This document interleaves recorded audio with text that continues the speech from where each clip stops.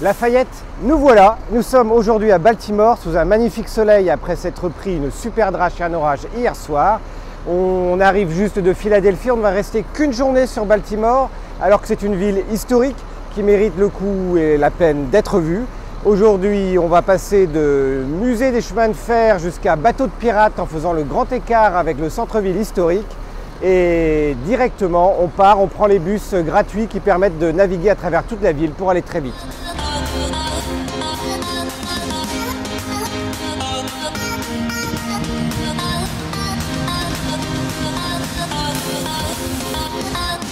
Pour tous les amoureux des trains, ils pourront rencontrer leur plus beau musée ici à Baltimore. On trouve effectivement plus de 100 trains, locomotives et wagons. Depuis l'histoire du début des chemins de fer aux États-Unis, partant de Baltimore, puisque là on remonte même au début des années 1820, 1828 plus exactement, avec la machine York. Tout a commencé à rayonner autour des États-Unis pour aller ensuite vers Chicago et le reste des États-Unis à partir de cette date-là.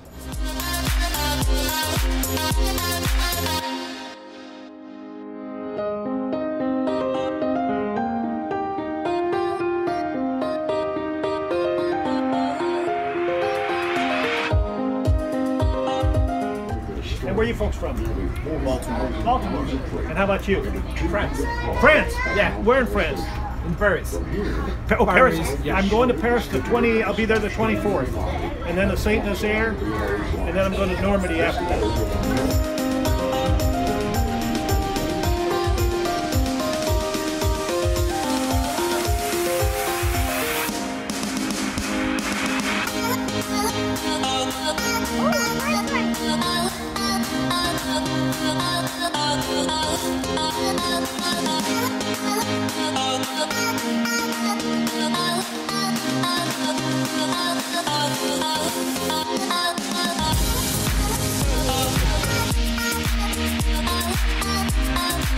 La bouffe va représenter une grosse part de votre budget si vous voyagez aux US, donc la solution la plus économique reste vraiment la street food, la nourriture de rue, que vous pouvez trouver assez régulièrement, comme ici à Baltimore.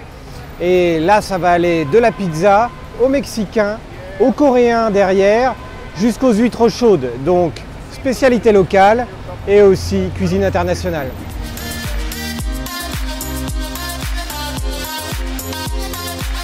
Alors, il faudra quand même compter entre 10 et 12 $ par personne et par plat. C'est à peu près le prix globalement ici. Une pizza à manger sur le pouce sur une de ces tables, c'est 12 $.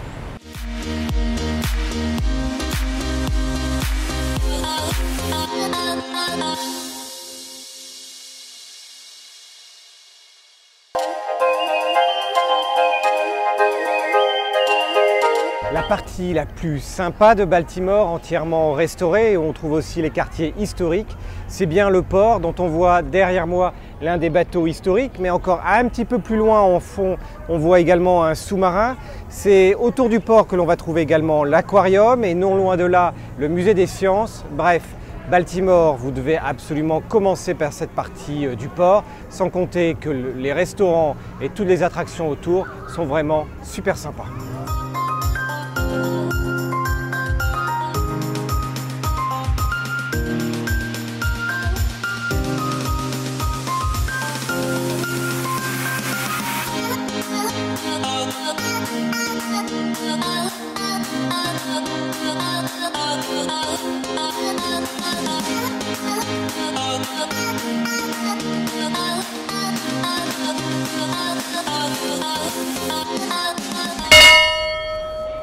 Bienvenue à bord de l'USS Constellation, un bateau construit en 1854, d'abord une frégate, puis transformé en corvette quelques années plus tard pour aller plus vite sur les mers. On parle ici d'un 3-mâts avec 25 canons, au bord duquel pouvaient vivre jusqu'à 250 marins et officiers, officiant sur les mers et traversant les mers et étant intervenus notamment pendant la guerre civile aux États-Unis.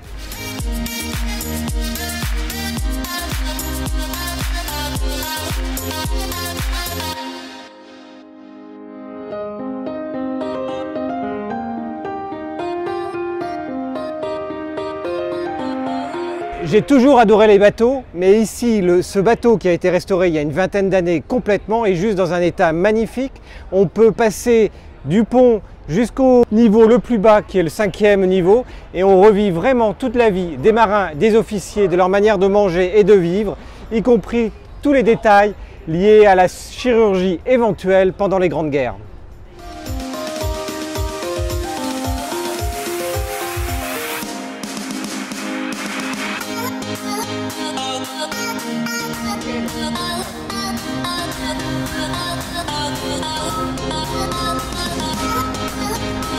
Vous avez visité le USS Constellation, après vous allez obligatoirement visiter le Chesapeake, qui est un bateau phare ou bateau feu créé et construit en 1930, donc au début du siècle dernier, et dont le but était tout simplement de protéger la côte en offrant des feux visibles sur les points qui étaient dangereux. Heureusement, vous payez un ticket pour l'ensemble des navires qui sont ici, sinon vous pourriez presque passer votre chemin, mais ce qui est surtout impressionnant ici, c'est l'odeur du mazout qui arrive à la gorge et au nez et qui vous remplit les poumons.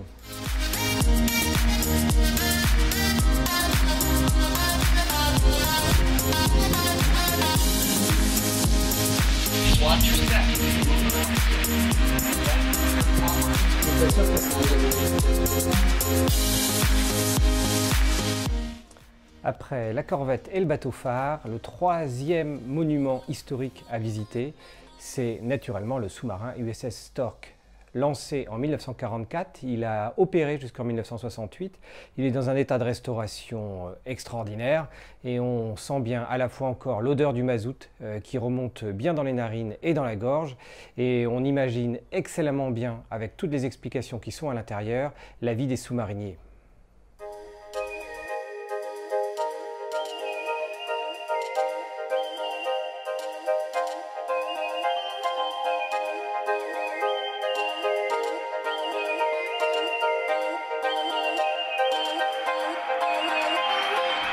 Comme d'habitude, pour bien admirer la ville et apprécier son étendue, il faut monter sur le lieu le plus élevé. Ici, ça s'appelle le Top of the World, qui permet d'avoir une vue imprenable sur le port de Baltimore depuis 1706, ce qui est quand même une date historique. Encore une fois, on est dans les 13 colonies, donc tout fait référence à l'histoire ici.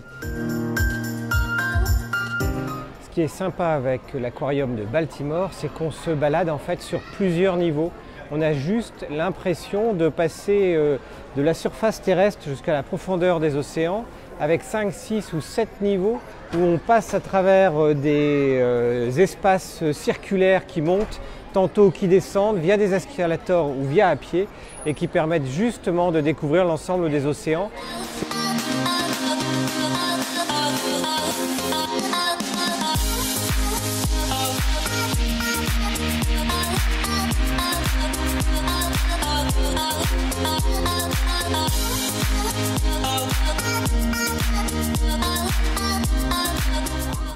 Vous avez marché sur le port et au bout d'une quinzaine de minutes, en fait, vous arrivez à Fells Point, un quartier de Baltimore, autrefois une ville créée en 1763. Encore une fois, on revient à l'histoire et l'histoire, elle est partout ici parce qu'on est dans la vieille ville avec des petites maisons en briques. Mais aujourd'hui, c'est surtout un endroit pour se divertir, pour manger le soir avec des bars et des bars locaux et notamment un bar du temps des westerns qui est absolument fabuleux avec une musique live qu'on en a adoré. Et sinon, si vous attendez un tout petit peu pour passer une excellente soirée, vous pouvez partir avec les pirates et on vous emmène à l'abordage dans quelques minutes.